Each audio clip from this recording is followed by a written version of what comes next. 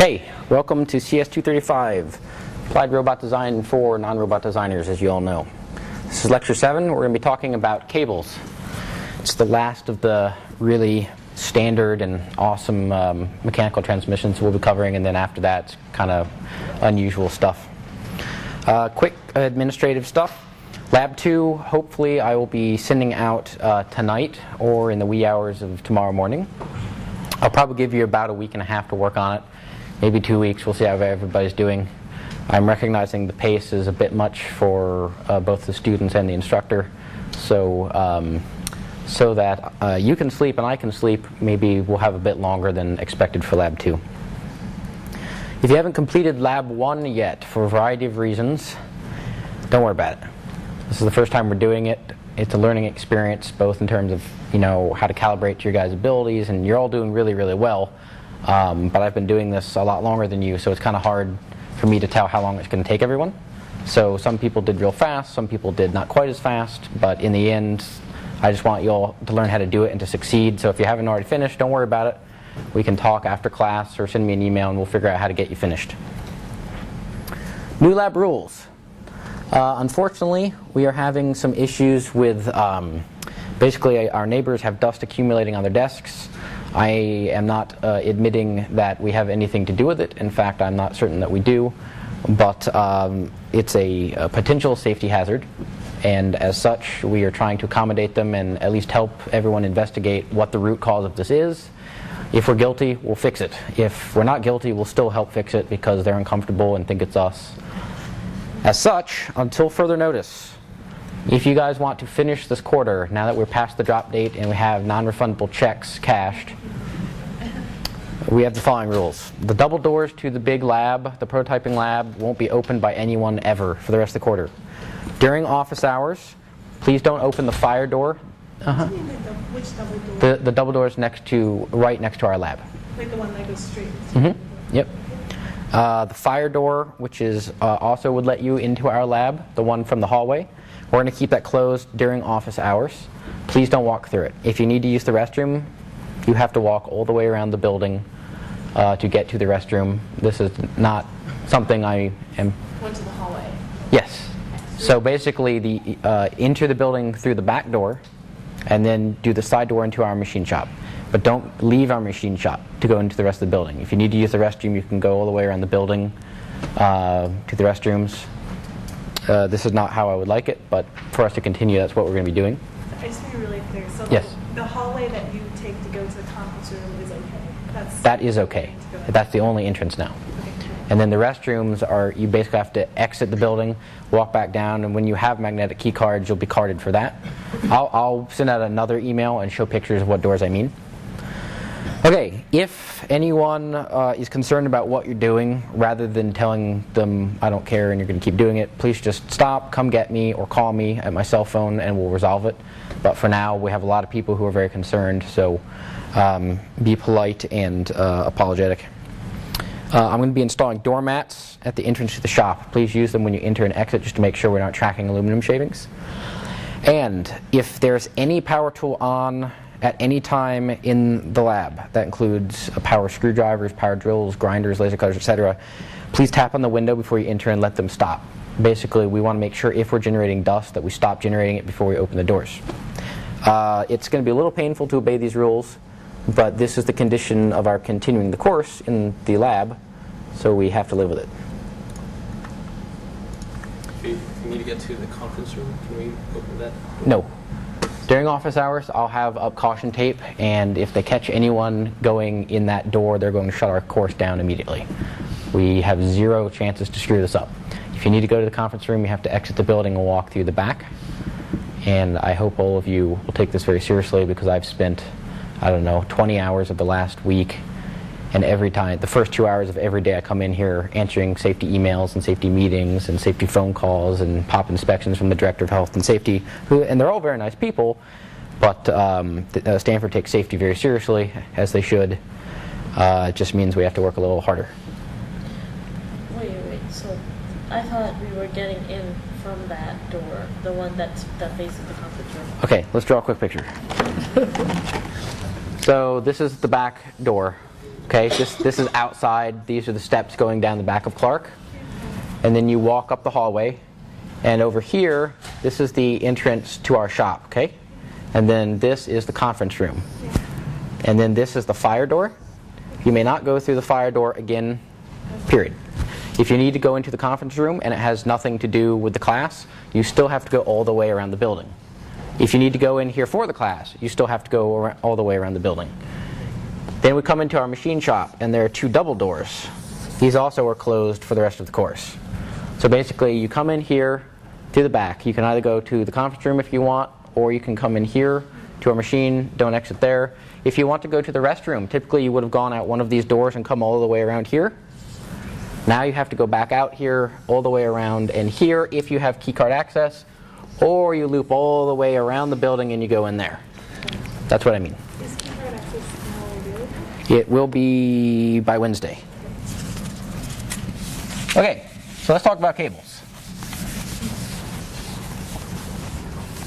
And by the way, I'm not upset at any of you. I think you have all behaved very well, and I appreciate you guys putting up with this inconvenience. I don't blame you. I don't blame us. I don't think that we're causing the problem, but we still have to abide by their new rules. So, why might we use cables instead of a belt or a gear? Cables have extremely low friction. They're very high efficiency. They're very stiff. They have 0 backlash, which is extremely nice. And one of the really cool things is they can go super long distances. They can go on and off of pulleys at weird angles. They can make hairpin turns. Remember when we were talking about double-sided belts? This is like an omnidirectional belt. It can go any direction as long as there's a non-zero turning radius. So in terms of if you're trying to route one shaft to another shaft through a complicated mechanism, cables are literally the only way of doing it in most cases. That's why they're so useful. If you have a serial kinematic chain and you need to, you're trying to ground some of your motors, then cables are really the only way to do it. You see them everywhere in haptic devices. Haptic devices being things where you're able to touch and feel a virtual object with your real hand. And they're used a lot in haptic devices because of the 0 backlash. Also, you can get very high reductions with them. So we're just going to, and also because with a lot of haptic devices you want to ground motors, and it's a good way of doing it. Does everyone know what I mean when I say ground motors? Have I talked about that yet? No? Okay. So we'll start out there. Say I had a spherical device. Say I had a joystick. Okay? And I'm going to be able to do pitch and yaw. Okay? And now I want prismatic right here. So up and down. So this is a sphere. So we've got yaw, pitch, and then I'm going to call R for radial. So we can be on the surface of a sphere and we can change that radius. So one way I could do this is, remember a rack and pinion? I could have a little idler here that spins, and then I could have a smaller rack that moves up and down, remember?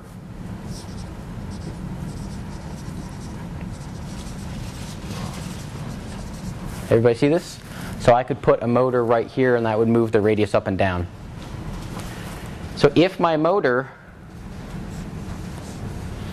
is here such that when I rotate the yaw and the pitch, I'm also moving the motor. So say that this is actually my motor and it's got a rack and pinion that moves my arm up and down.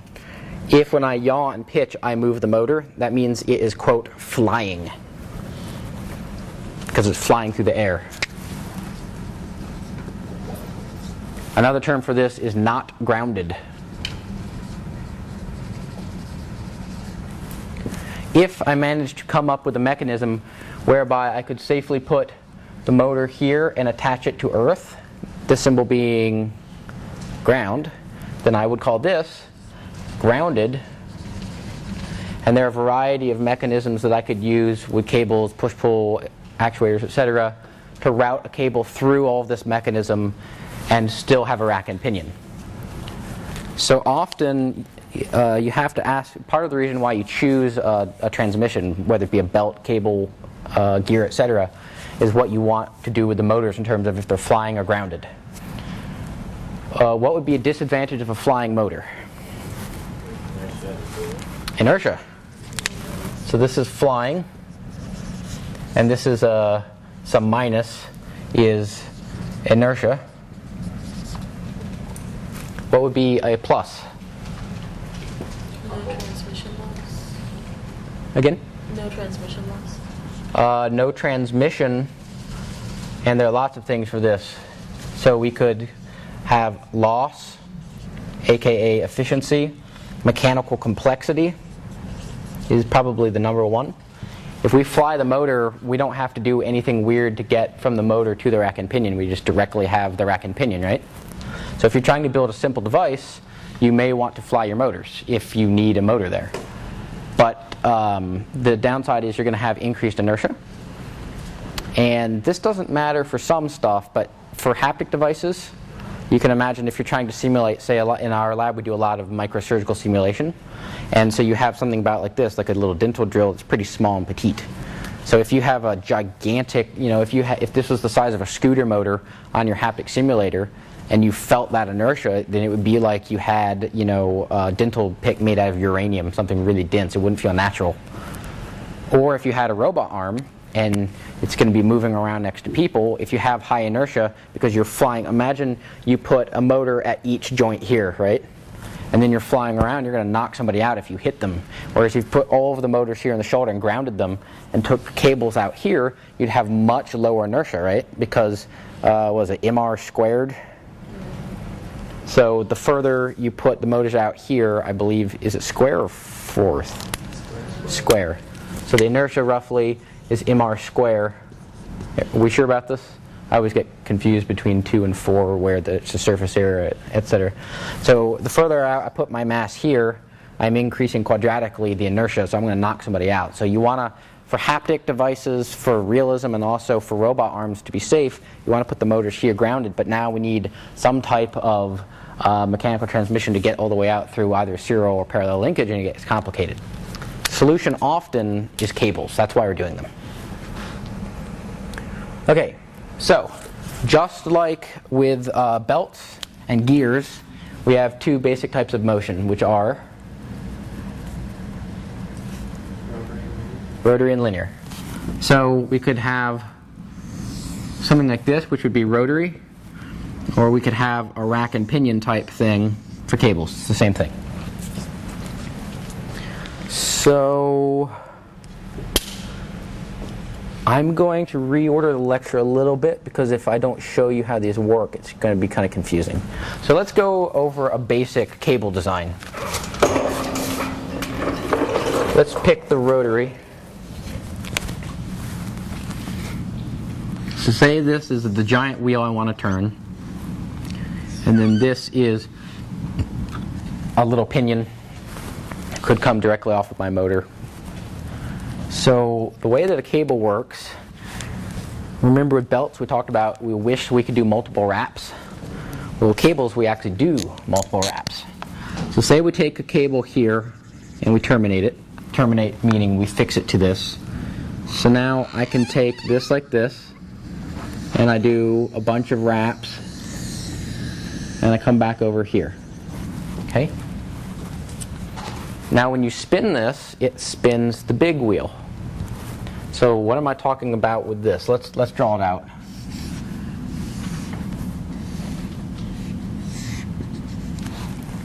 So a cable comes in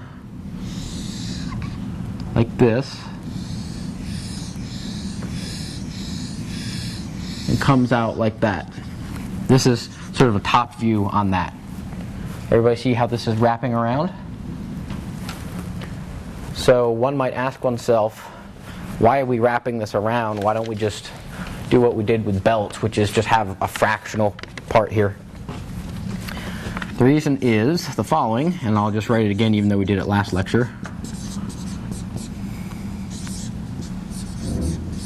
Okay, so basically if you have a capstan like this, and one of these you apply a force F hold, and then this one's F pull. So basically when we apply torque here, there's a difference in the tension between the lines. We'll call one of them pull and one of them F hold, because one you're pulling and the other you're holding. This equation is what dictates how much tension that drive can support.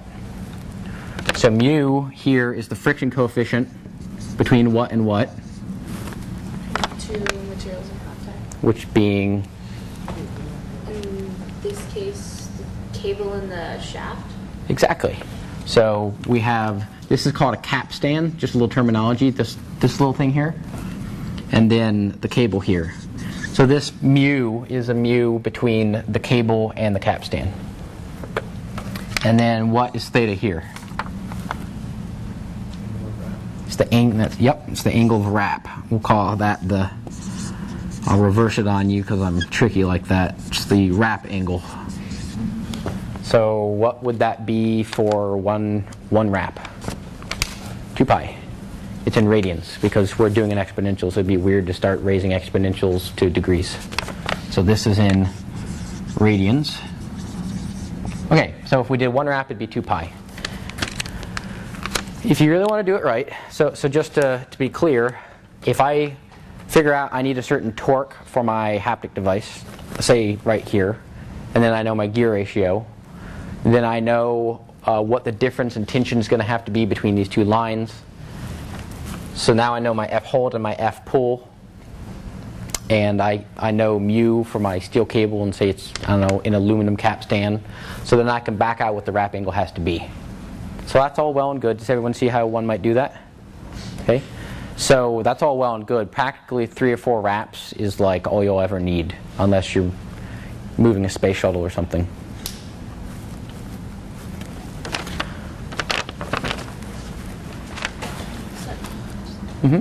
In this sketch, the one on the right, what is the larger disc, I guess, in the new view, in the top-down view? That's just the object that you're trying to Sorry, say it one last time. So in the sketch next to it, where does this come into play? This is looking down at this. Okay. So that I'm trying. I can't draw a helix into the board.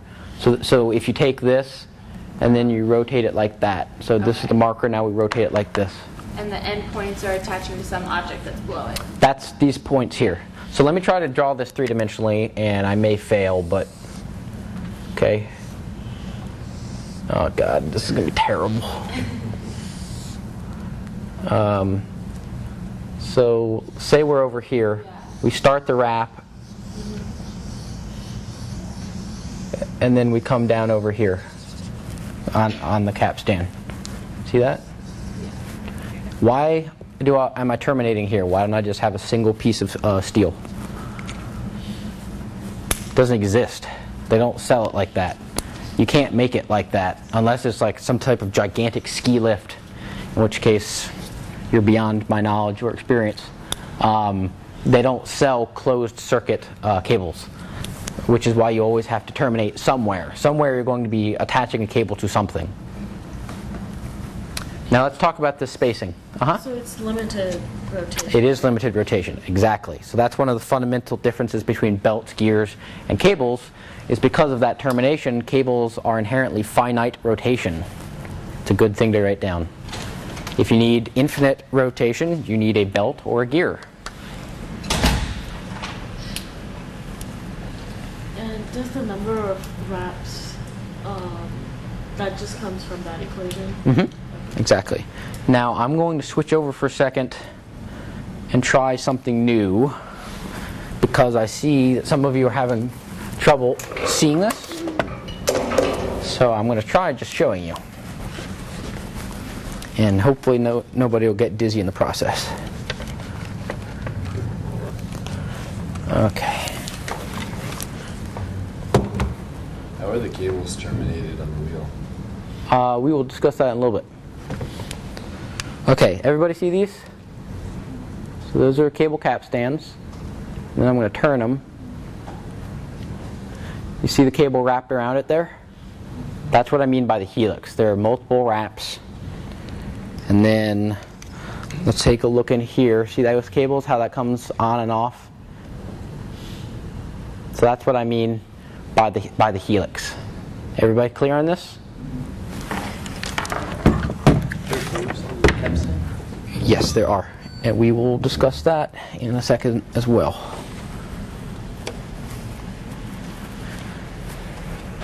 Let's talk about spacing for a little bit. So just to make things easy, okay, so here's one, and here's the other. Okay. Now I'm going to zoom in on this gap here. So here's the cable.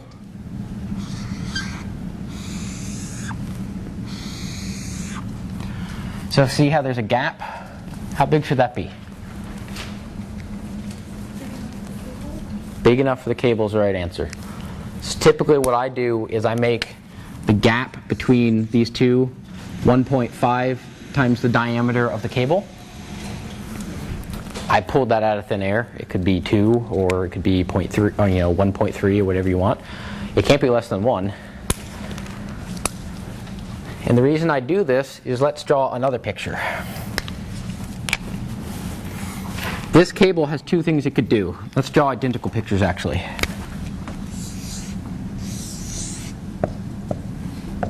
What are these little dots, by the way? Good. Okay. I want to terminate the cable here. And what does terminating mean? Means fixed. You could also just do the ground symbol on that, but don't, because that's kind of confusing.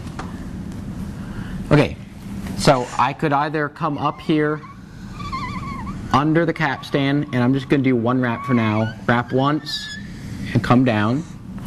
Or I could come up over the capstan, do a wrap, and then come back down. Now, which is preferred and why? The right is what? You only have one length of cable going between the two devices. One length of cable going between the two devices. The second you have overlap.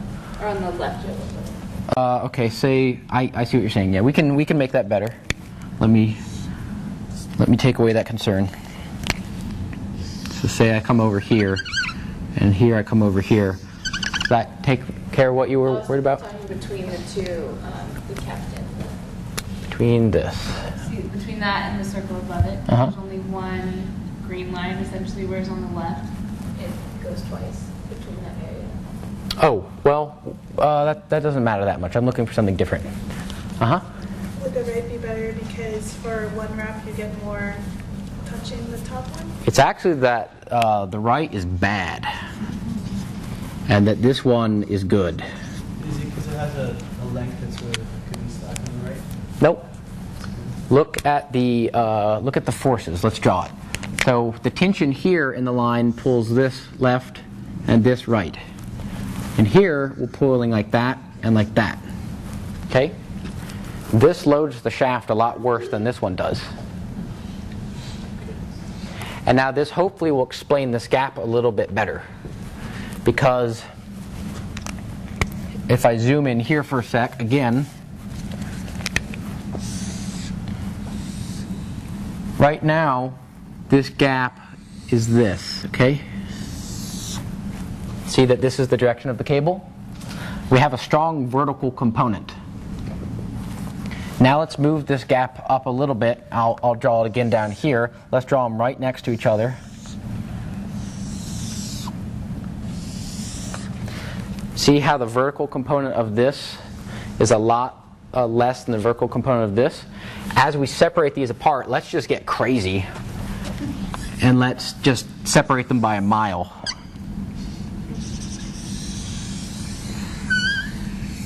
Okay, we have a huge up and down component that's not doing anything other than ripping our shaft in half. Whereas, now let's look at this. The tension here is this way and the tension here is this way, which means there's a net force in this direction. Okay? Now here, these are almost horizontal and opposing, which means that the preload of the cable isn't doing anything. It's equal and opposite and it's canceling out. Now of course we will have a net force either left or right when we start driving, right? Because inherently, if this is F right and this is F left, I don't know why I wrote force 4, but for there to be a driving force, there has to be a difference between basically is not equal to 0. If we're going to be actually transmitting torque, these forces can't be the same, right? But the preload, if we're just sitting there, it's not doing anything to the shaft. Whereas the preload here is wrenching this shaft downward. Does everyone see that? And I have seen students do this. This is typically how students start out for some reason. I'm not sure why. But this kills your shafts and your bearings really quickly. And this does not. So again, try to make that gap around 1.5 of the diameter. If you did it perfectly 1, it would crunch and nothing would move. And then the bigger you get, the more loading you get on the shaft. Aren't a lot of applications with them, though, to make it so the cable travels a long distance? Isn't that one of the benefits of using this? Yes. And then would that be impossible to escape, though? Well, there are different ways that you can do it, right? So you're correct. Cables can travel a long distance, but that doesn't mean the distance has to be in that gear ratio here. We can have a short, we can do this properly, and then send the cable off somewhere else for our long distance.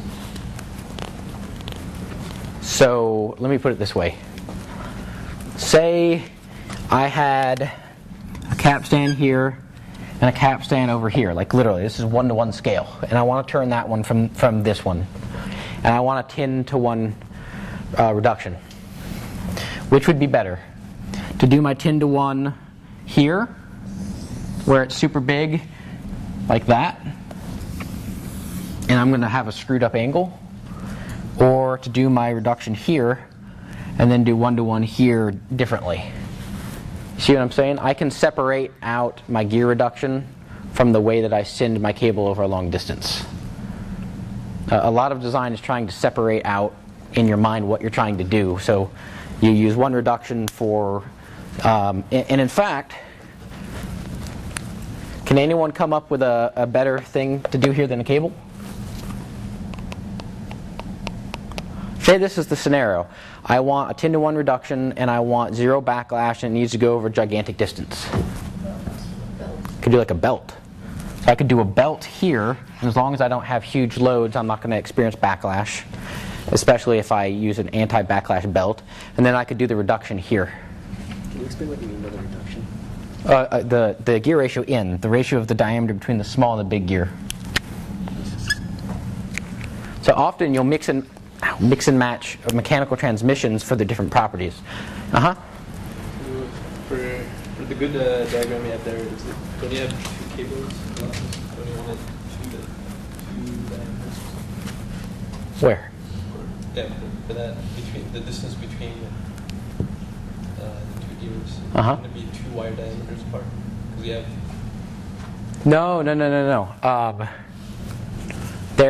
They're separated into the board like this. Okay?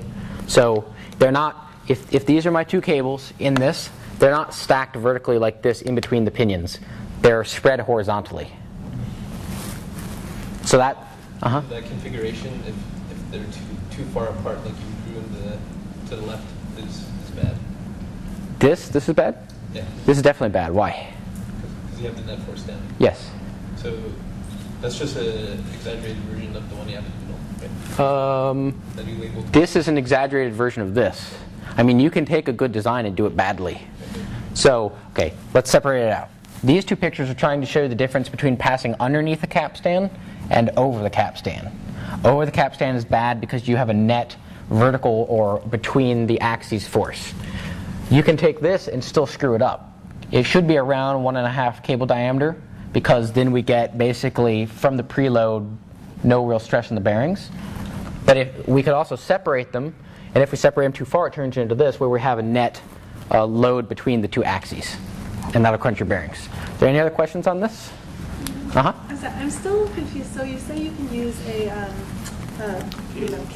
or not cable, A belt? a belt instead? Yep. But in like an actual robot arm, you use cables to go out into the arm. Right? Sometimes they do. Sometimes. Oh, but you're saying usually they would do. Like, This is one of those completely application-dependent things. because I feel like no matter what, if you have a cable going a long distance, you're going to be coming across those axial force issues. I can't see how you would avoid that if you don't change to a belt. True. That is true. You're going to be having axial force issues. Have I already stated that cables are a pain in the ass? No? Okay, so now's a good time. Cables are a pain in the ass. They're my least favorite transmission in terms of designing and building them. They take 10 times longer than belts or gears to design and fabricate and build and install and maintain.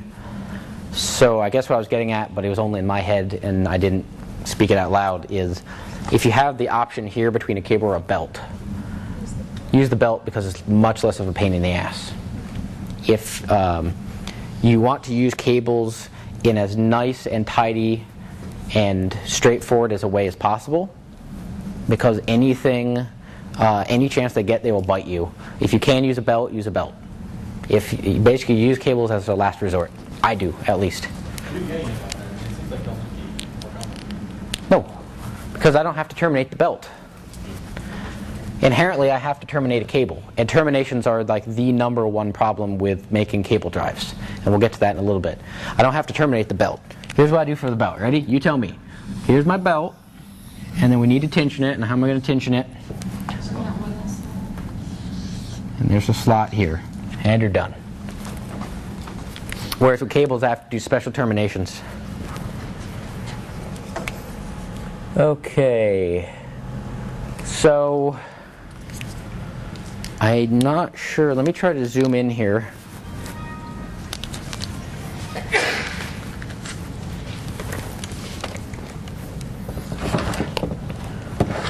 Okay. Is this on autofocus? Do you guys see how you see the top left pulley is smooth? You see the middle pulley has threads cut into it? There are two types of basically capstan designs for cables. One is no threads and the other is threaded. Although normally the term is grooved. So it's grooveless or grooved pulleys.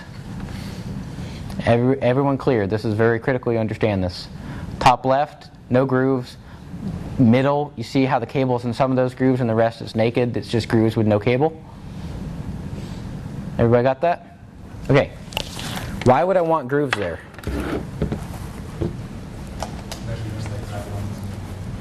Say again? That's one of the reasons, yes. So, this is one of those things where if you listen to the wrong advice at the beginning, you will hate your life with these things. So I'm just going to be honest with you about it and let you come to your own decision. When you have a cable, and right here, this is my pulley or capstan, and I take my cable and I go over and I wrap around. Okay, there's a spacing between these, and this is called the lead.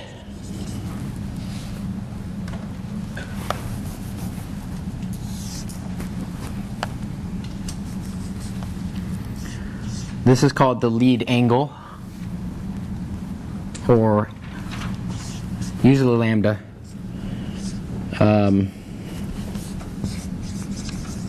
Or it's called the helix angle.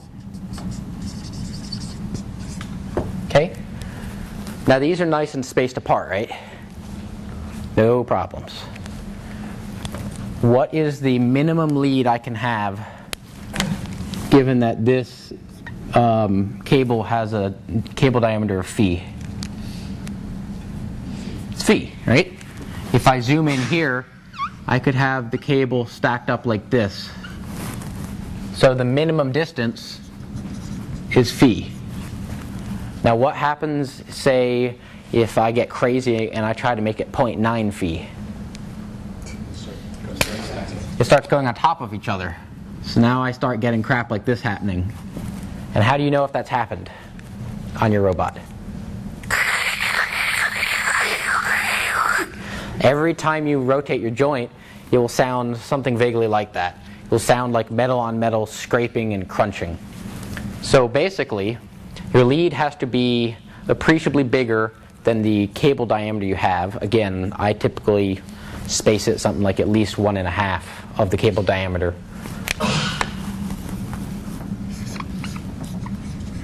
I pulled that out of thin air, but it's worked pretty well for me.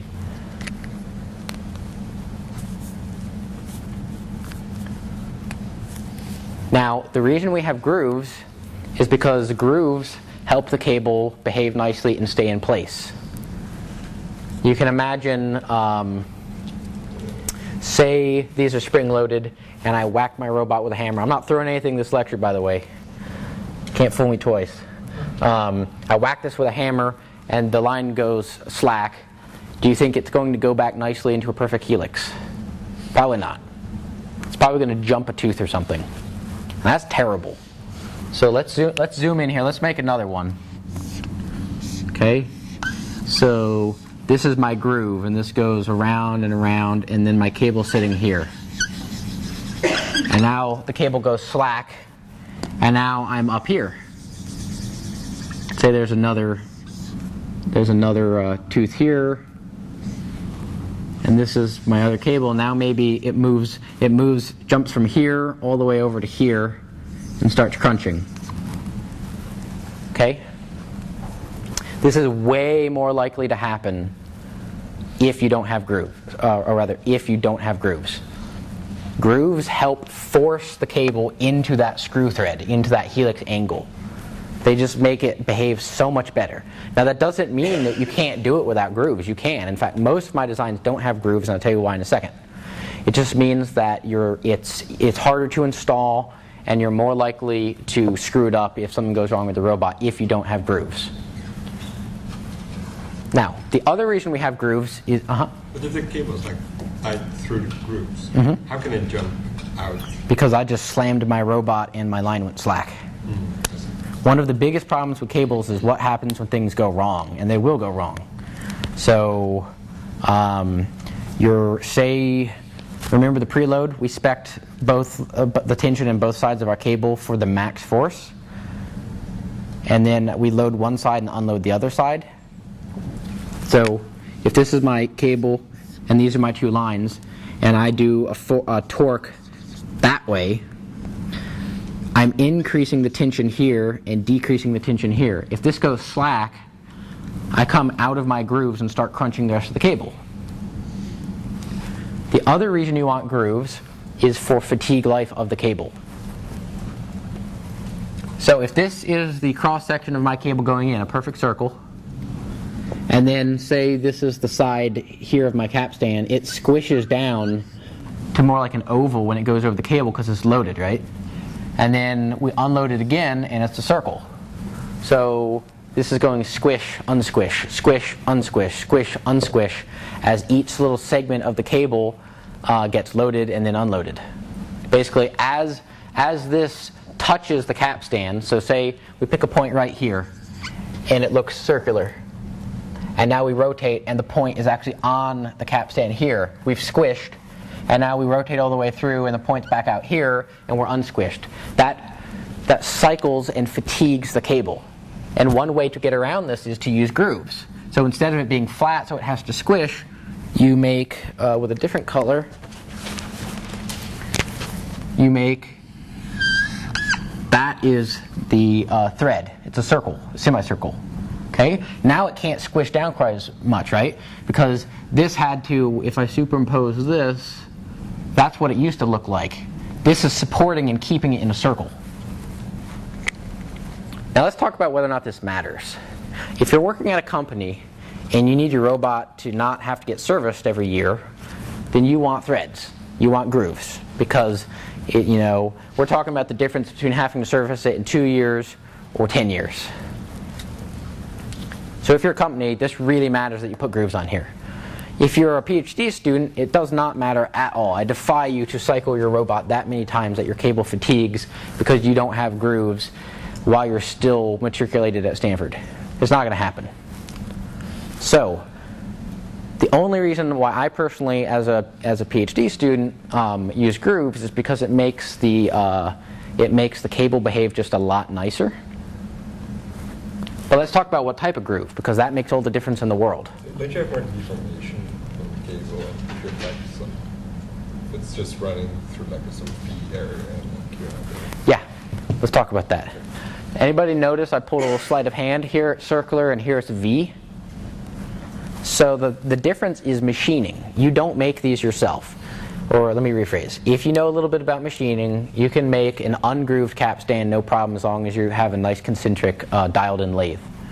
You're not going to make these yourself unless you're pretty skilled.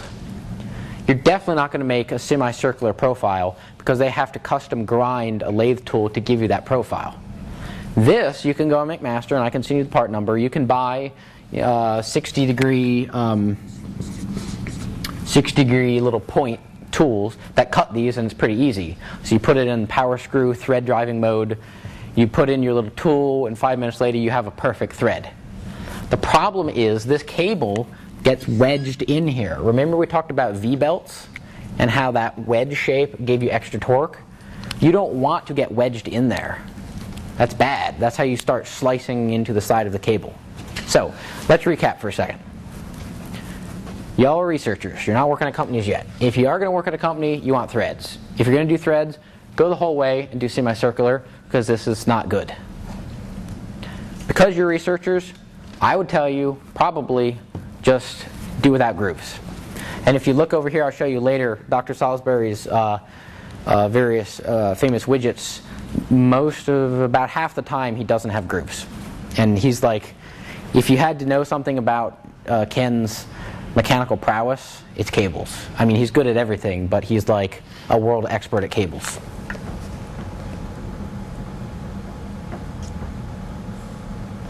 Okay, let's talk about cable walk.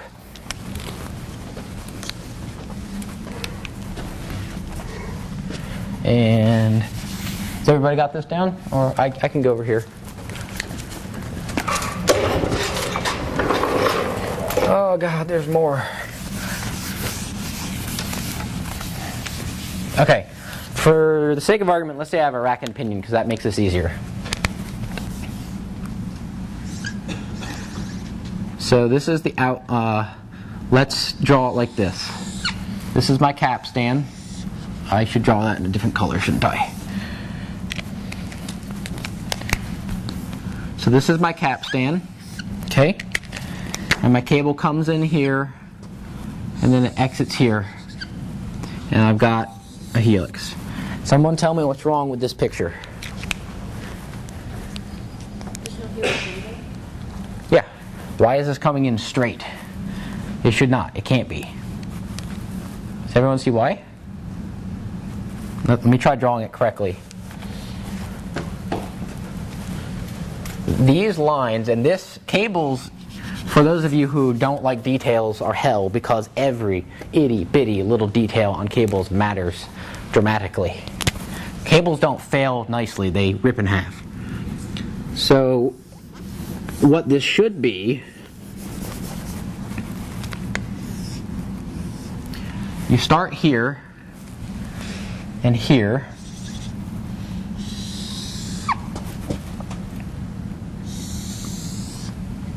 Are those the same angle? No. Damn it. Okay. This is our helix angle lambda. And then just looking top and bottom, it should look like this. Okay? Anyone know why? Because say I move my rack that way, I can draw the exact same pinion. How many threads do I have? 1, 2, 3, 4, 5, 6, 7, 8.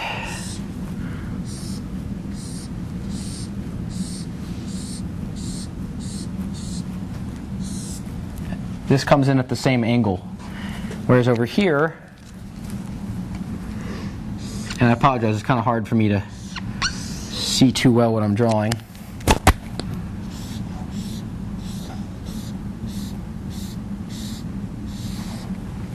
Okay, now look at this. I've drawn it not particularly well.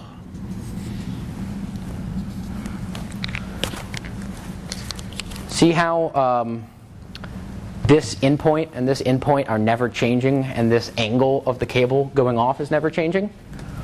I'm taking my pinion and I'm just sliding it. Now see how the threads here are really low on the pinion, then they're halfway, then they're really high? That is critical. This is how cables work. This is called cable walk. The cable is walking along the pinion. That's a good thing. It is a mathematical certainty that it will happen. Wow, that's like a curved line. Does everyone see why this is happening? Second word. Yeah. Now, this works perfectly without grooves. It works even better with grooves.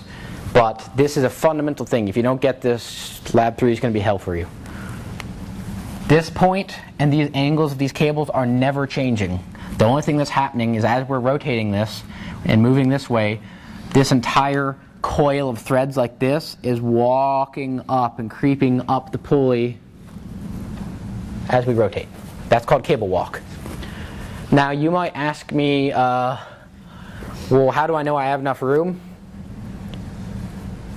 And how do I know what this angle is going to be? And I refer you to trigonometry, the entire subject. Yeah. Is this only in situations where the capstan isn't fixed? Capstan isn't fixed. No. We can either fix the capstan and move the entire rack and pinion, or we can do the other way around where we fix the rack and then move the capstan. As long as there's relative motion. I'm not driving it for you. I went back through my notes. I did this for a robot I was working on. And we have 1, 2, 3, 4 pages of deriving basically for the number of wraps and the distance in terms of like how long the cable is, what that angle will be, and if it will be bad or good. I'm not doing that because it's a pain in the butt. And I encourage all of you, if you get an equation from a book and you don't know where it came from or why it works, to rederive it from fundamental concepts, because otherwise you're probably going to use it wrong. This is one of those instances. I looked it up in a mechanical book and was like, that doesn't make any sense. So I had to rederive it, so I believed it. Can you send us a copy of that? I will send you a link to something that was not written in Chicken Scratch. Okay, now why does cable walk matter? Can someone tell me?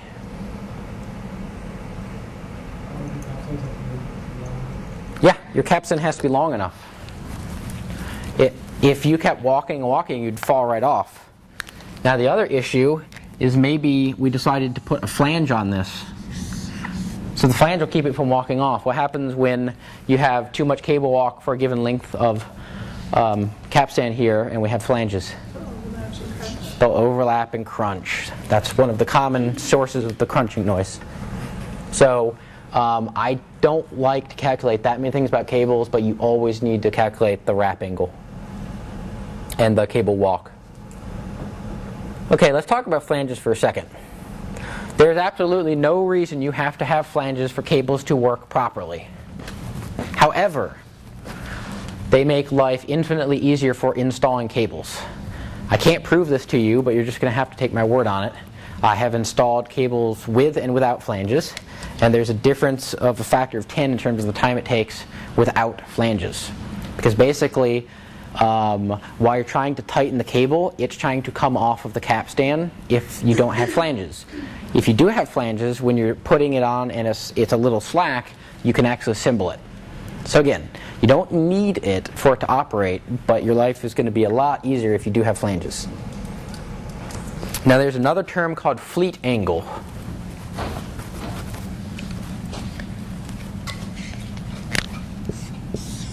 This is my capstan, and say I terminate on one side and I come over and I go directly down. What's my fleet angle? By the way, the fleet angle is the angle with respect to the well,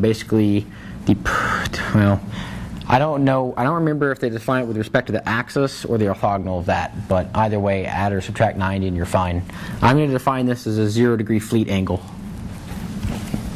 And this is fleet like Fleet Week.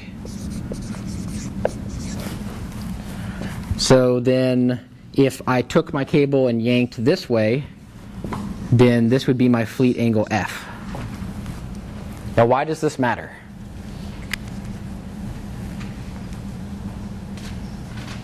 Say I have an angle here of 15 degrees and I cut grooves into my pulley. And now I arrange the geometry of my cable transmission so this wants to be 30 degrees. What's going to happen? It's going to pull out of my groove. Everyone see that? If you have grooves, it wants to be in the groove. And if you yank it to a different fleet angle, it's going to either come out of the groove, or it's going to grind down on the pulley, or it's going to wear the cable and break the cable. So matching the fleet angle, making sure that your fleet angle is the same as your helix angle for groove capstans is imperative. If you don't have grooves, well, it doesn't really matter. Does anyone know why? The angle can change. And the angle will change. In a lot of circumstances, that fleet angle is going to change as your geometry, as things get further and closer together. And that's okay if there are no grooves to wear on the surface. So just to show you real quick, if this is your groove, and you're supposed to be coming out this way, but instead you're coming out that way, then your cable is getting squished against this side of the groove, and that's going to wear down your cable and break it. In robots, you usually know the angle? Yes. Okay, so you know that the grooves you're making Exactly. will be fine. Yes. That's why you calculate precisely the angle of the fleet angle and the helix angles to make sure they match. Okay, let us talk about boo. I know this is kind of boring. We'll get to some interesting stuff in a sec. Cables are boring. I'm sorry. They're awesome and they're boring. And it's hot outside and you guys are falling asleep. Let me try opening the windows. Maybe that will help it.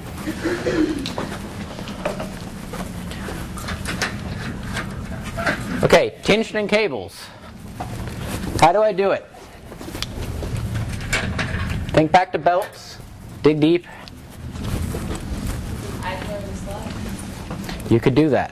That would be fine. Let's put an idler right here.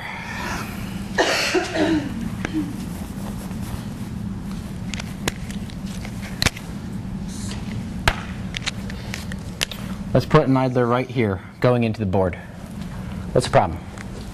Will it change the fleet angle? It'll change the fleet angle. What else will happen? Huh? Yeah, that's excellent. We'll get back to that another time. It's not, for this reason, it's not that big of a deal. So we could either do it into the board or we could draw it like this.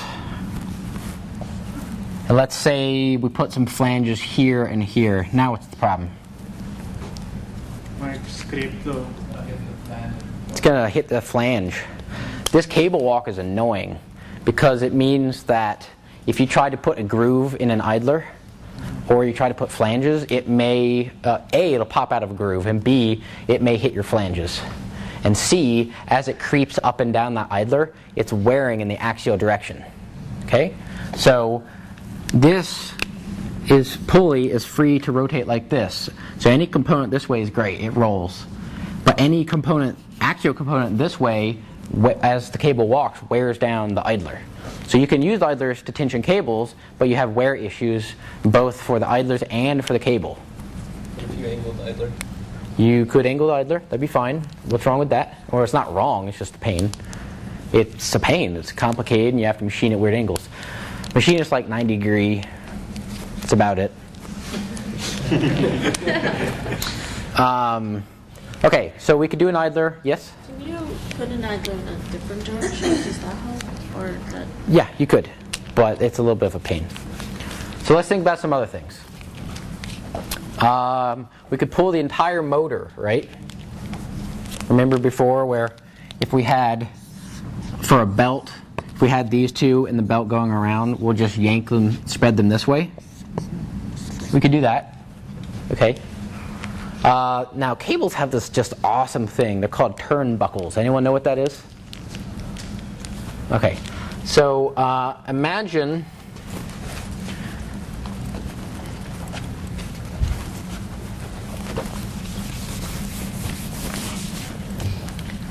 if this is our pulleys,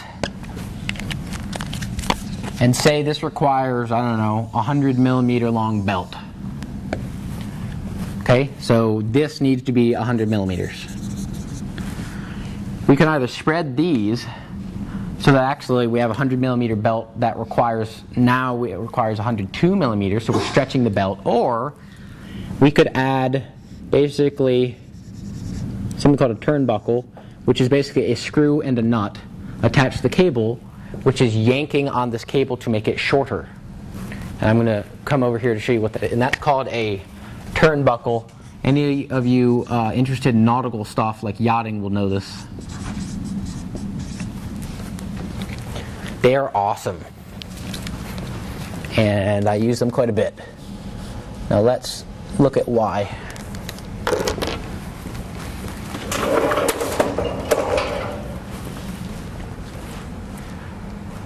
Interesting.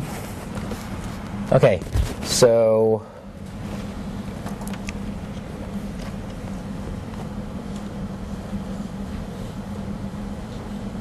can everyone see the threads on this? Maybe not. Okay, so that's one end, and on this end, that's where your cable goes in. So see, we have a threaded section and a not threaded section. In the middle is a hole. So basically, you stuff the cable into that hole, you squeeze the shit out of it so that the brass compresses on the cable, and then now we have a steel cable with threads on it. Now the other side is this. This is the nut. I know this is hard. Cable goes in one hole. On the other end, there are threads. See that? So now looking side by side,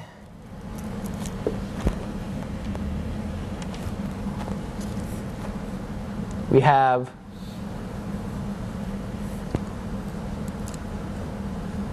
looking side by side, we have one side of the cable with a screw and the other side with a nut. And that allows the cable to get shorter. Now, let me jump back for a sec. Do you remember when we were talking about belts?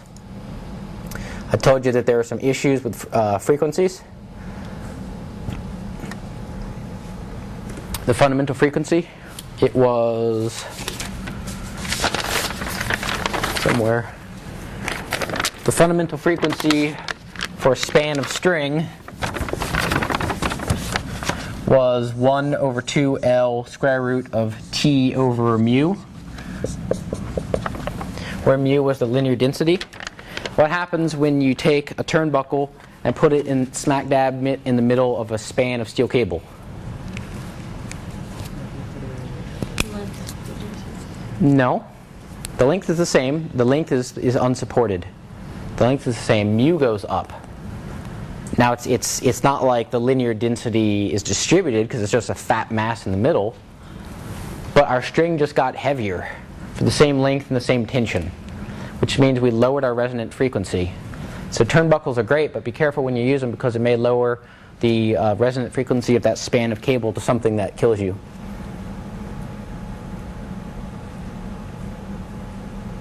Okay, so When you're turning the nut, and are you turning one side of the cable? Yes, you are. That is a problem. Let's talk about that. To understand why this is an issue, we have to go back to cable terminations. Remember, terminations mean what? Fixed in. So basically, to attach a cable to anything, we have to clamp something onto it. Let's back up for a second. And I'm going kind of slow. We'll see how far we get today. I may have to finish cables another day. Who thinks this is the cross section of a steel cable? Show of hands. It's just because I set you up to fail. So no one was dumb enough to raise their hand. Okay. The bigger this is, the larger the minimum bend radius has to be. So if this is my pulley, and I take my cable and run it over this, I'm going to fatigue it, right? Because here I'm not loaded, and here I'm not loaded, but in the middle I am loaded. The bigger this is, the worse that is, right? For the same size pulley diameter, if I use a bigger cable, it fatigues this more. So now what if I did this? But anyone remember that stress is force over area? So for material, I have a max stress that I can use before it breaks. And for a given cable diameter, I have a set area. Okay? And I have a force that I need to support. So basically for my device, I know what forces I'm going to be dealing with. So I've got F. I know the max yield stress of the material. I know sigma. So that means I back out A and I back out a diameter. Cool. So I can't change this. What can I do to this to keep the exact same area but make it smaller so that I don't fatigue? So how do I get the same area with a smaller diameter? Use like a bunch of smaller cables. Booyah! If I were to fill this with little ones, now I'll have a small area reduction just because of the gaps in the circles.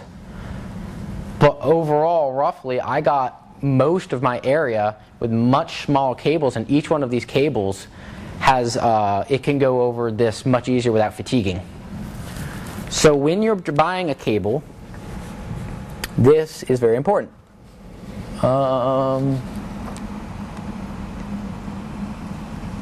Okay, so first of all, this website.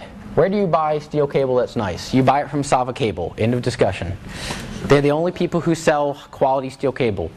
They hate selling small quantities. They hate students. They're very grouchy. They did donate all of the cable and fittings for this class, which is very nice of them. Thank you, Sava Cable.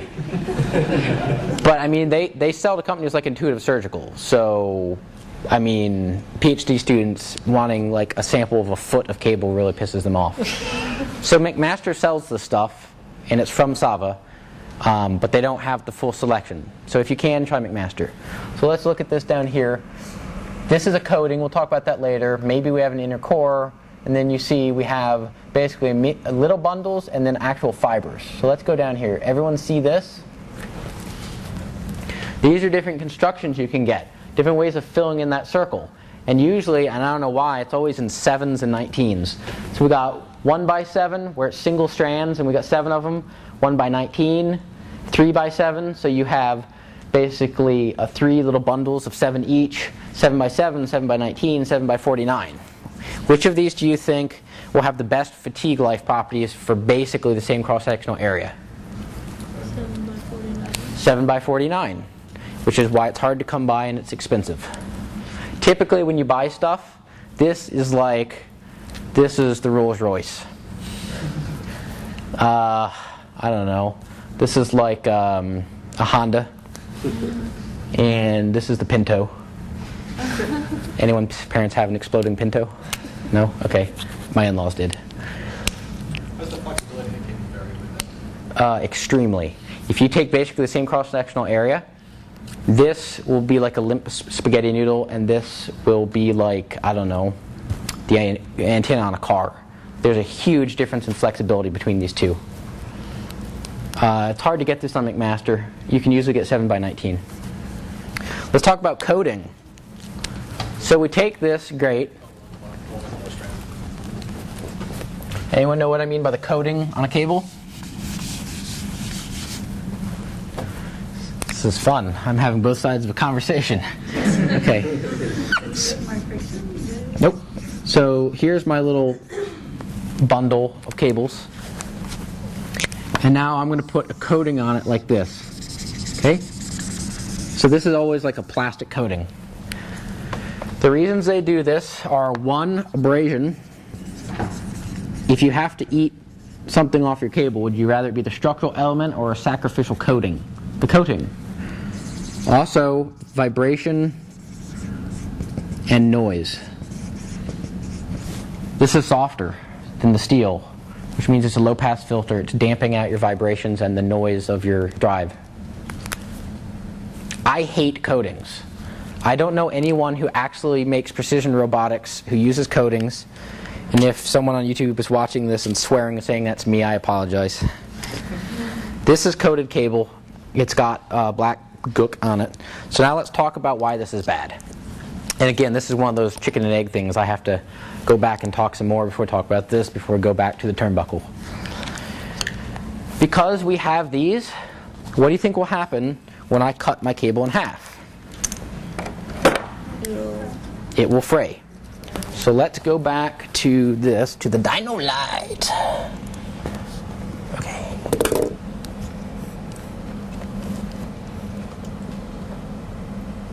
Okay, everyone see that? See the individual little fibers here? So that is A, to prove I'm not making up that they're made of bundles of fibers. And B, you know how I got it to fray like this? I just cut it in half. That's all I did. If you take a cable and you cut it, see that? Did anyone? It's literally falling apart in front of you. I can just do that. So this is part of the reason why people, let's add another bullet point up here. Another reason why people do this is to mitigate but not eliminate fraying. And those people are lazy. Because there's an easy way to get rid of this. If I take my cable, and if you ask me why, I have no clue. Take your cable, you take a blowtorch, and you torch it. You torch it until it glows red. Okay, and now we cut it. And hopefully, everyone see it's not fraying. Let's look at what this looks like underneath the microscope. Okay. So, which one would you guys rather deal with? This is one of those details that is super freaking important. Let's look at this. This is a termination. Everyone see that? There's a tiny little hole in the middle of that piece of brass, and I had to fit the cable through. Now, do you think I could do that if it was frayed? No. Let's review. Cables come as spools. You have to cut them to length. When you cut it, it's going to fray. You can't put a frayed thing into a termination. So you blowtorch the shit out of this, and that will not happen. Now, let's go back to this. Someone tell me something obvious other than the fact that my brain is bad at kinematic conversions. Tell me something obvious about this picture. Changed colors. What does that mean? Some kind of reaction to fray.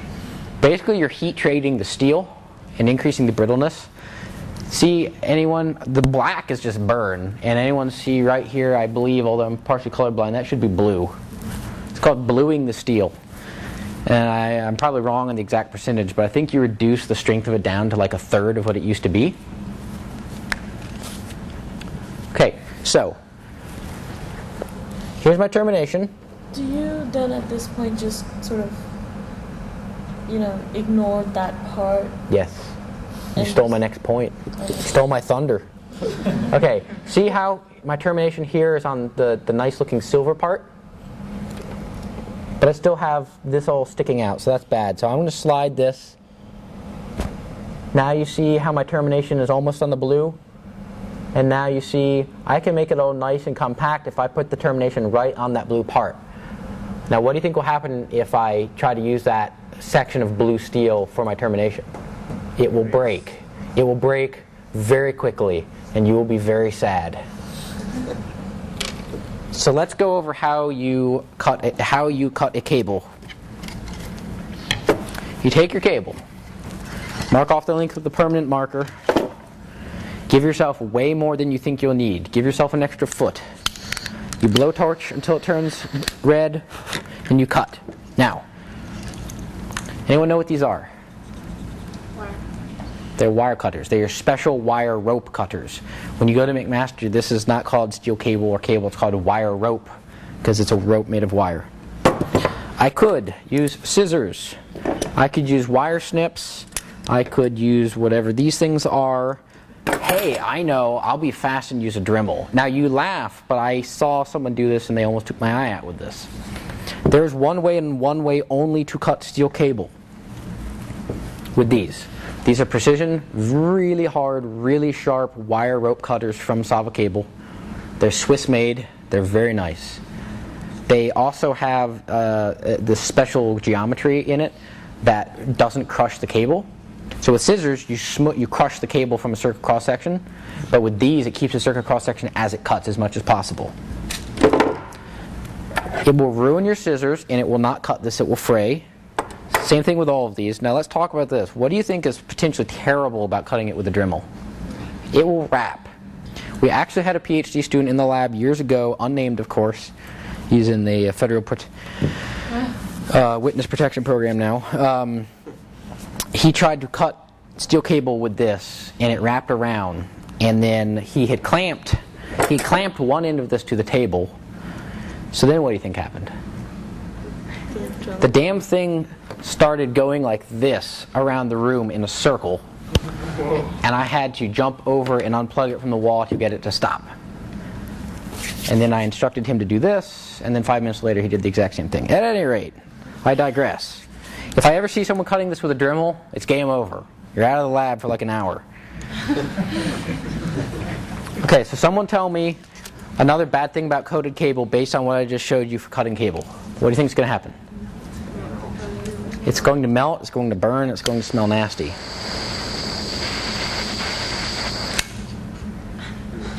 Happy birthday to me. Okay, it's nasty. Now note that didn't happen with the uncoated cable because this is plastic, and plastic smells bad when you burn it. Okay, so why did I burn that off? Why didn't I just directly put my crimp on there? Because it will slip off. If you want to clamp brass to steel, would you rather...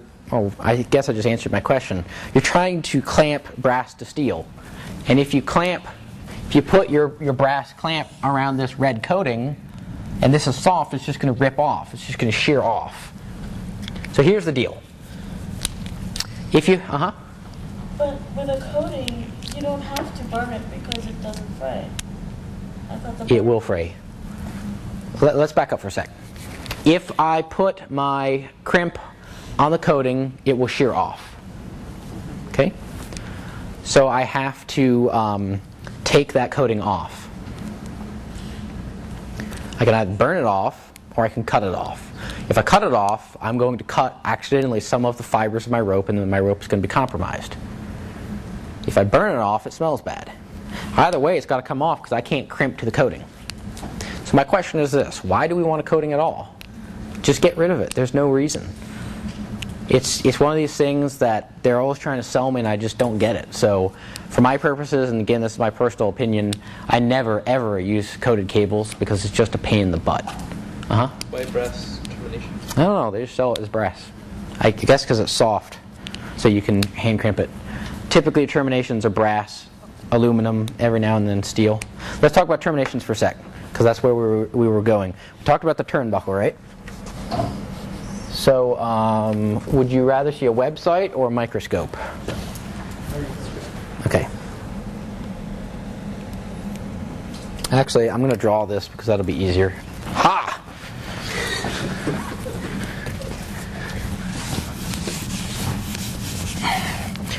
Okay, what's the simplest shape you can think of to clamp? A circle. Which in 3D... Okay, this is a cylinder, and you smush it onto the cable. Great!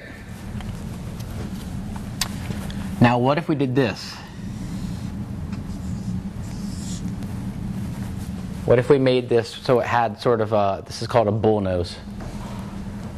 Anyone know why this would be good? Remember that turnbuckle? The threaded section of the turnbuckle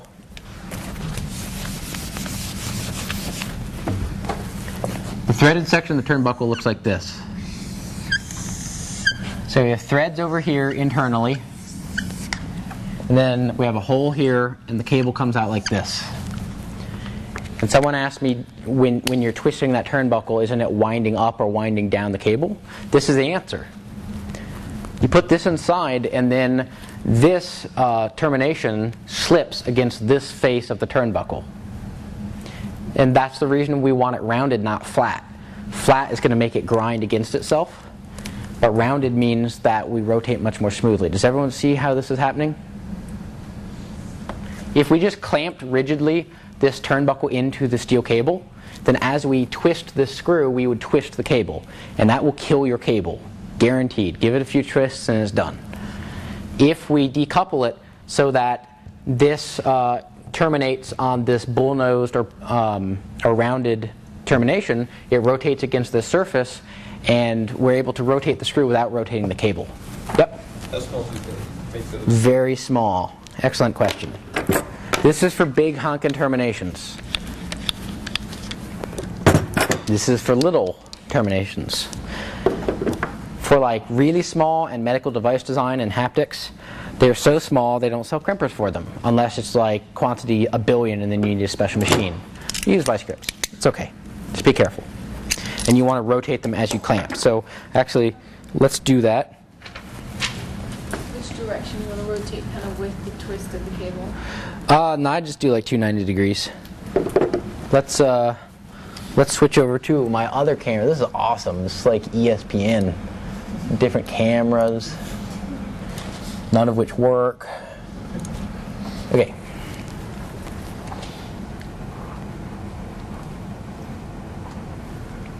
Can everyone see this? Oh God. Okay, so right now it is a circle. Now I'm going to squish it.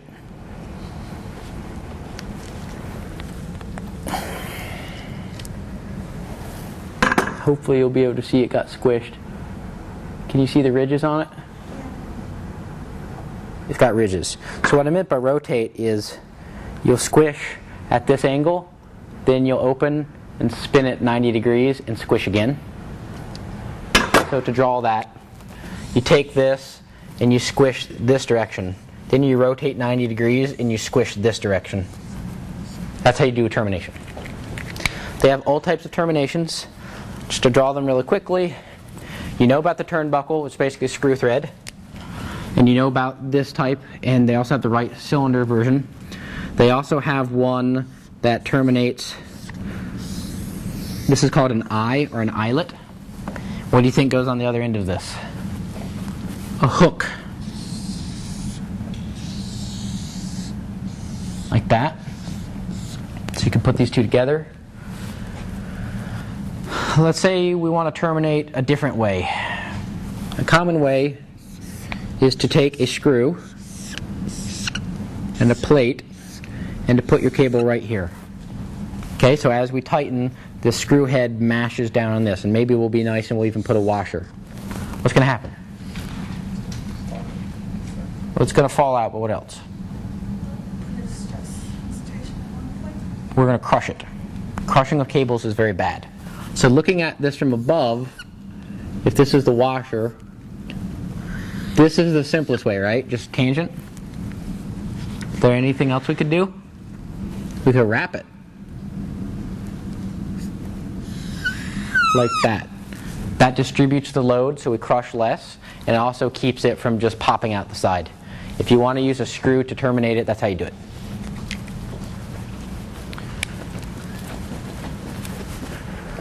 Okay, let's go back.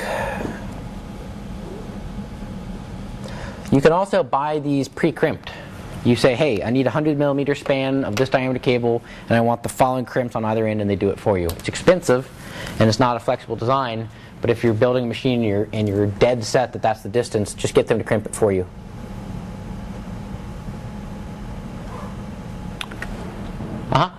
Just quickly, so I didn't quite follow. Is the turnbuckle going to be the thing that's holding the termination? At the Yes. Mm-hmm. And then that's why you can tension it? Exactly. And one question. The turnbuckle, you also said that the rotation of the cable was bad. Uh-huh. And You're wondering why? well, I can imagine that it will strain on the cable. Man, where is this thing?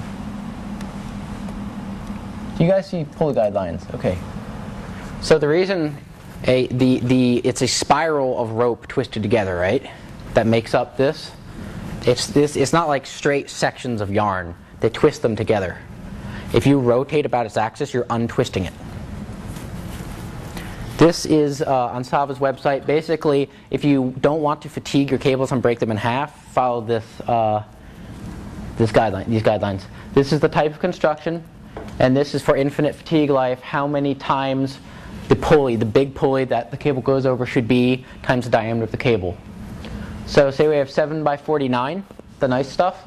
That means if I have a 1 millimeter diameter cable, what is the minimum diameter of my capstan?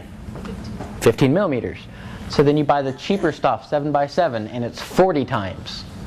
Well, that's a big difference. If you're building a little robot, and for the same cable, you either have to be 15 millimeters or 40 millimeters. That's almost a factor of 3. This is why you get the good stuff, 7 by 49. It shrinks the size of your robot. Give me one sec. We're kind of jumping around a little bit. Okay. Now talking about that bend radius. We never talk about material cables. Why am I always using stainless steel? Parentheses, we're using stainless steel. These are stainless steel cables. Higher tensile strength. Higher tensile strength, yep. Yeah, if we stay below a certain level, we can have an infinite fatigue life. Anything else? Is that all that what people make? That we can Yeah, also that's what people make. It doesn't creep. But I have, even if I use the best stuff, I have 15 times. And if I get below that, my stuff breaks in half. So we have a decision here. Should we design for infinite fatigue life or for finite life?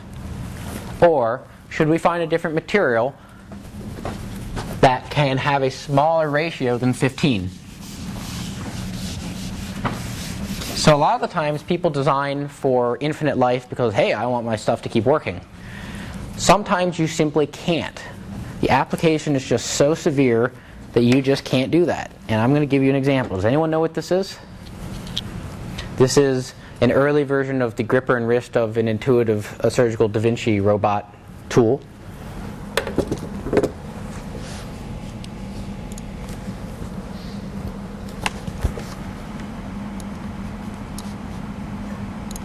And it's freaking tiny. So just to show you,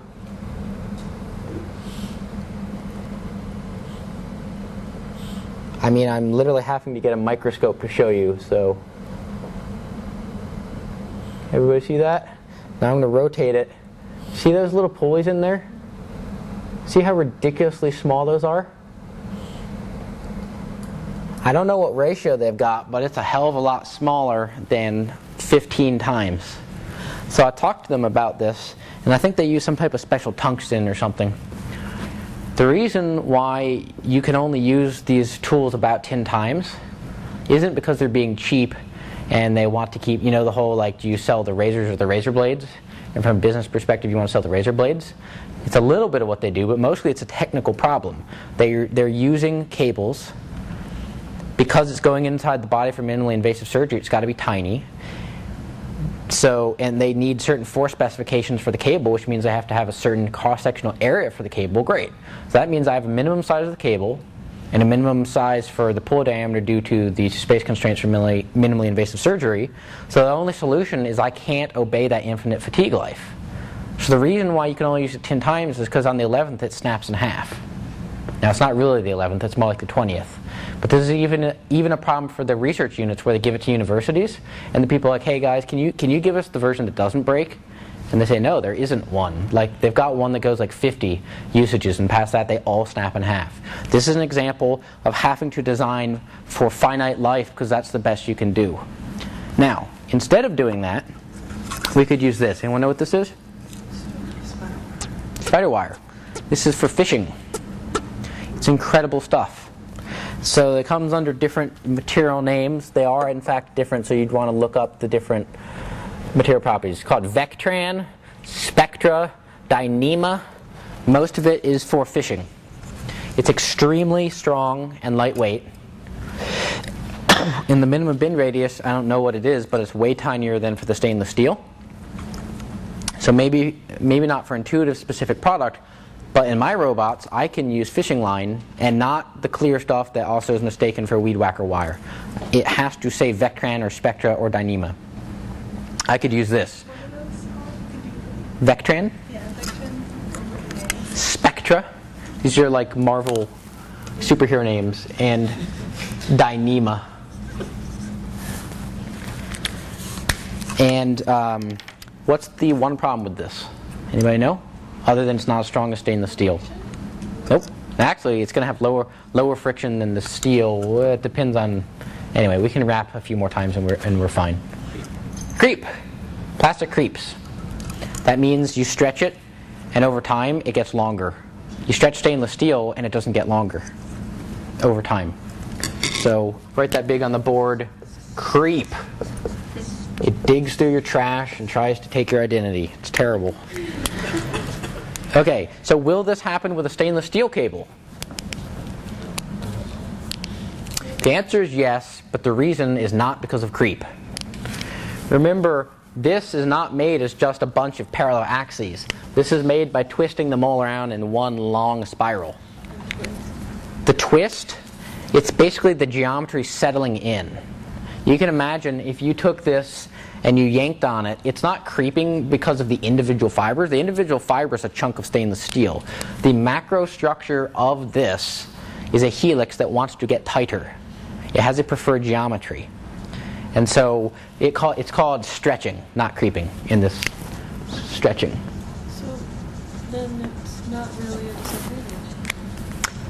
It is because creep doesn't end. Things keep creeping. Stainless steel stops stretching. Yes? What about thermal constraints? Yeah, definitely. Okay. You don't want to torch your fishing line. But with the stainless steel cables, do you get a lot of expansion if you really do have the robot? I mean, if you're expanding your cables, man, you're doing something bad.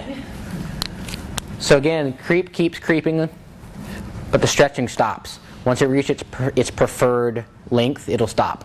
So what this means is two things. You build your robot, you sell it. Somebody sends it back a month later and says it decabled. I don't know, it's slack. What do you think happened? Saying they didn't abuse it. The cable stretched. What can we do to solve this? We can either, in our company, have a month where we cycle test it and load it and stretch it, and then we send it out pre-stretched, or we go to Sava Cable and we buy pre-stretched cable. They have an entire product line, it's the same cables, but they take them and they yank on them real hard for like a lot of time, and then they sell them to you. So that then when you install it in your robot, it's already pre-stretched. It's expensive, but it's worth it.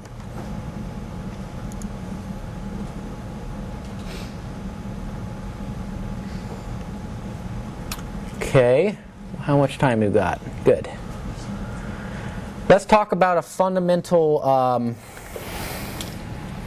Let's talk about some more design issues. We've talked a lot about cables, and normally I wouldn't bore you with the details of how cables are constructed, except the fact that there are huge practical and design implications for it. Okay.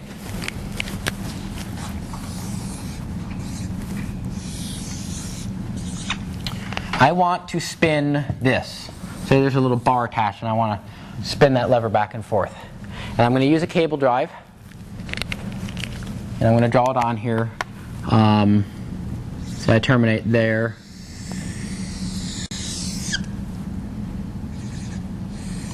Now, again, I know this is finite revolution because my termination's there, right? Fine. How many motors do I need to spin this?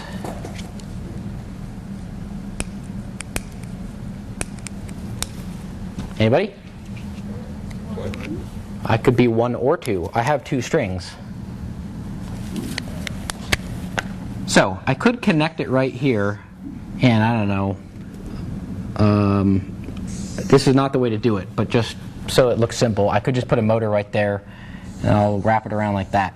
One motor. Okay? Great. Now, what's happening?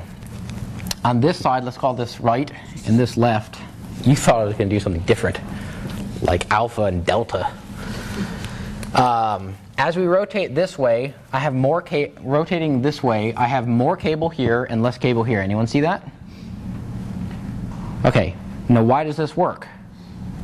Because the more cable from this side is coming from this side. I'm getting rid of cable here, I have less cable, and it comes over to this side where I need more cable. If we call S the overall arc length of the cable, delta S equals 0. This is for closed circuit or closed loop cables. Don't violate that. Bad things happen. Delta S always equals 0. And the cable, if it starts out 100 millimeters through its entire workspace, it's 100 millimeters. Now, I don't have to do this. I could get rid of this, and I could have, let's just say I'm spinning it onto a shaft here, and I'm spinning it onto a shaft here. And I have two motors. So this is motor 1 and motor 2. And I coordinate their motion so that as I turn this way and I need more cable here, I unspool here, and then as I have too much cable here, I reel it in here. Everyone see that? Uh-huh. But isn't the control going to be a lot harder to go to those? It will be much harder, yes. So why would I want to do this? You could do that, yeah. There are some special mechanisms. Perhaps Dr. Salisbury will talk about them another day. Things called N+1 linkages for fingers that are really cool. That basically this is more cables than the degrees of freedom, right? This is 1 degree of freedom, and I have 2 motors. It's a little weird. You can do some really cool stuff with grippers using this, where fingers curl around objects automatically. But let's say I put a spring in here, and let's say this is my stiffness K, and this is my preload TP, and then let's do that. Actually, let's not do that. Let's do this. What does this mean? This means the more I yank on the cable, the stiffer the cable gets. Conversely, if I let go of the cable, it gets less stiff. So, actually, because I have 2 motors and 1 degree of freedom, that means I have a non-trivial null space. If I yank on both of these cables equally, this doesn't move. The null space is I'm changing inputs and seeing nothing on the output. I yank on both of these, nothing's happening. But if I have a spring constant that's a function of my preload, what's happening? It's getting stiffer. So this is a reason why you might want to use, instead of 1 cable loop, 2 cable loops. Because I can tell my motors, hey, you know what? I don't want 100 millimeters. I want 98 millimeters. So I yank on it to shorten my cable span. I'm adding preload to both sides of it equally. My springs are getting stiffer. Now I can control how stiffly my robot interacts with the world around it. Yep. So is this also a closed loop cable system? No, this is not. Okay. This is not a closed loop cable system. Anyone know why? Delta S is not 0. Here, I could make it shorter by 5 millimeters. I could suck it in on both of these motors and get rid of 5 millimeters of cable. Delta S isn't 0, not closed loop cable. What is that? Can I call it? You mean where I have 2 of these? I don't know. I'm sure Ken's got a term for it or knows it, but I'm not sure what it is.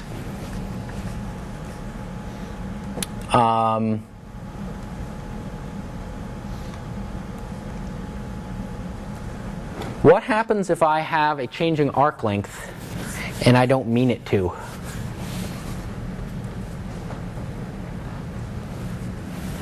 So let me put it this way. Say we lock these motors down and they can't move. And I rotate it this way. And I try to change the arc length. What happens when I let go? It'll come back. If you try to change the arc length for something that can't change its arc length, it will stretch until it breaks. So you're either going to break your robot, or at the very least you can stretch it somewhere where it doesn't want to be.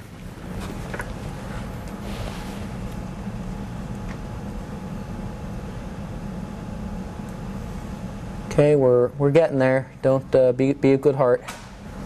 Just to show you real quick, in SolidWorks, it is an excellent idea to model your cables as curves. See this? That lets you know if your lead works. Now, this is going to be really painful. I'm not even sure I can show that to you. I can't show that to you. Oh God.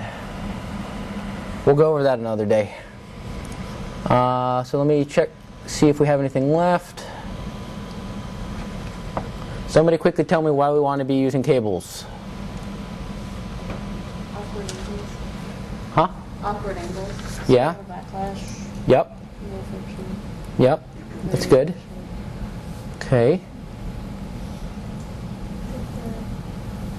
Like less than inertia, bigger touch to the top. Mm-hmm. That's very good. Every touch. Yeah, you can do that. Okay, so we're almost done. I'm going to terminate on a capstan. Here's my capstan. I'm going to take my cable. I can either go half a wrap and terminate, or I can keep going. I can wrap it 3 or 4 times and then I can terminate. Which do I want to do, and why? And why?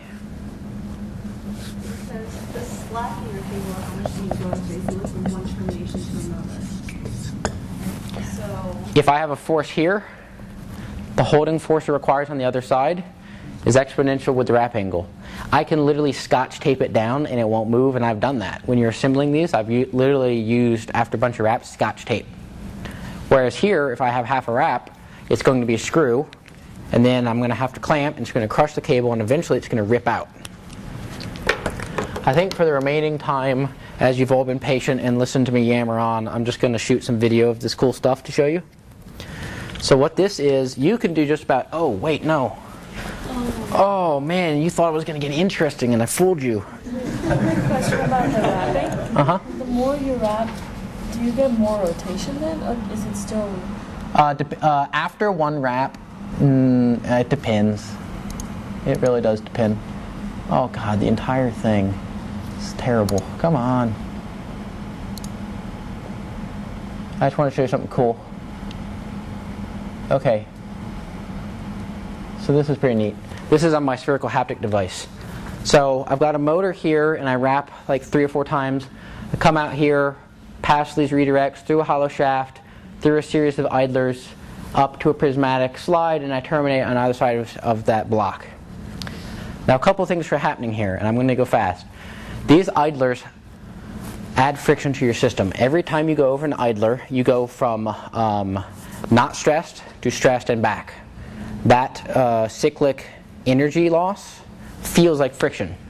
So keep in mind, the more, even though you can route cables with crazy paths, and you want cables because they're low friction, if you add a bunch of idlers so that you can route it through complex geometry, you just added back in the friction that you saved over some other transmission. Now you can see this is a pretty crazy path, right? I'm going through a hollow shaft and then around through the center. Does anyone know why I took this path? Going back to a closed circuit cable. This is a spherical joint. I can come this way and I can go that way. The only path that this cable can take that it doesn't change its length is if I go perfectly along this axis and perfectly along this axis, right? It's not changing length. But what am I doing? Am I perfectly on this axis with these 2 cables? No. So what I had to do was I had to calculate that that was okay. So just to show you, hopefully this will still play. This is the cable routing through these idlers, see? And see how they swing against each other and move back and forth? They're not on the axis. What I had to do was calculate what the change in arc length was and make sure that wasn't going to add so much preload to my cable that it was either going to break or be a big spring force. The only reason it worked was because it's so close to the ideal axis that the forces, I think it added like 5 newtons to my preload, but it was at such a small lever arm that you literally couldn't feel it was lost in the friction of the device. This is an example of why you might want to use cables, just because you could never do this with belts. How do you go backward from a movie? No, I guess you don't. So now I'm going to take, oh God, now I'm going to take video, and then I'm going to let you go. This was built by Dr. Salisbury to do, basically NASA wanted to do teleoperation of Pumas on the moon. And so, let's see, I think it's, okay, so this one is left-handed, I think. So you can go that way, and then that way. And then you can move back and forth. This is all cables. And you can come up after class and look at it. I'm going to zoom in here for a second. All of the cables for this wrist are routed through this central shaft here. And let's see if I can get a good shot. You turn it off, turn it to manual focus.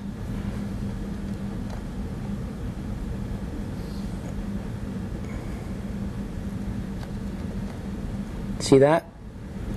See those cables going in there? Well, let's take a look at what happens when I twist this. See how those cables are going to start rotating within the shaft? I have 4 cables, and they're going to start trying to twist around each other in a helix. Now this is a really cool trick. The only way we're getting away with this is the fact, and let me draw it on the board for you real quick. With cables, you can pull some crazy tricks that change your overall arc length, as long as overall it doesn't break your cable. So remember, I said for my haptic device it changed the cable length, but it didn't add that much preload. Fine. So we start out with 4 cables in a tube like this, and it runs out like that. Now we twist it, and we start crossing like that.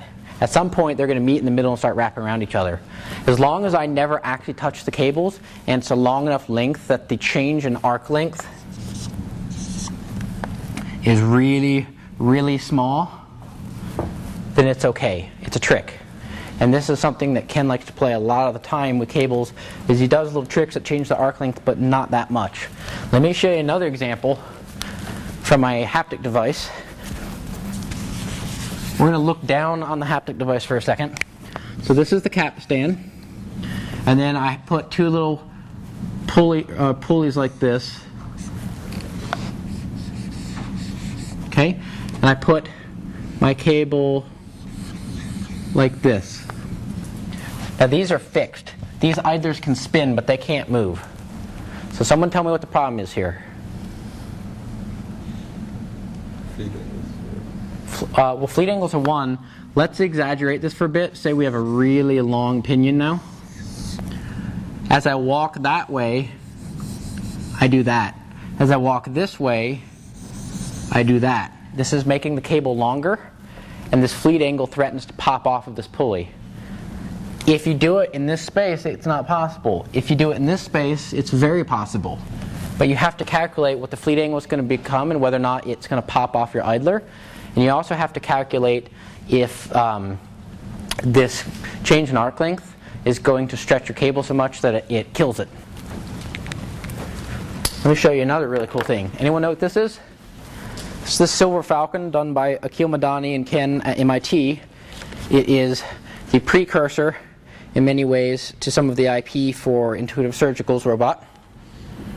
And it's beautiful. You can see here, see this wrist? Is this manual? See this wrist here? This is all cable driven. It's very tiny. See these little idlers? Really tiny. And look at these cables here. I'm going to show you what I mean by them twisting. See how the cables kind of walk around each other? How does that look? See? That's changing the arc length. But now look at how big of a space this is. See how much space it has to do that change in arc length over? That's why it's okay. And so anyway, you can also do crazy stuff like, I guess this isn't that crazy. This is a pair of scissors for surgical simulation, and this is a little cable drive here. See that? That's a little capstan and cables and redirection pulleys. So, bear with me while I just check the outline to see what we missed, and then you're free to go. I have the big gears and the individual gears if you need them after class. I do ask that if you touch these, you be extremely careful because they're very old. You know, guys, I think we got through everything. I think we completely finished cables, and that's sort of amazing. So, we're done. I am going to check the lab, not today, but yes. Not everyone's finished. Today? Sure. Huh? Can you let us know when that is? Sure. So did anyone get here late and not here? Okay, I'll announce it just real quick. Anyone who got here late and didn't hear my previous announcements, I don't care at this point that anyone's late about Lab 1. It's alright. It's half my fault anyway. I can't control whether the laser cutter breaks or not. So some of you didn't even get your parts. I think 3 of you didn't get your parts to finish Lab 1. Some of you had quals. Some of you just didn't start early enough. Some of you came and we turned you away because we had too many people for office hours. It's okay. I don't care. Turn in Lab 1 with Lab 2 if you haven't already. And actually, just everyone bring your Lab 1 to Lab 2. And that way I don't have to stagger it out. It's just like a line and I can just check you off.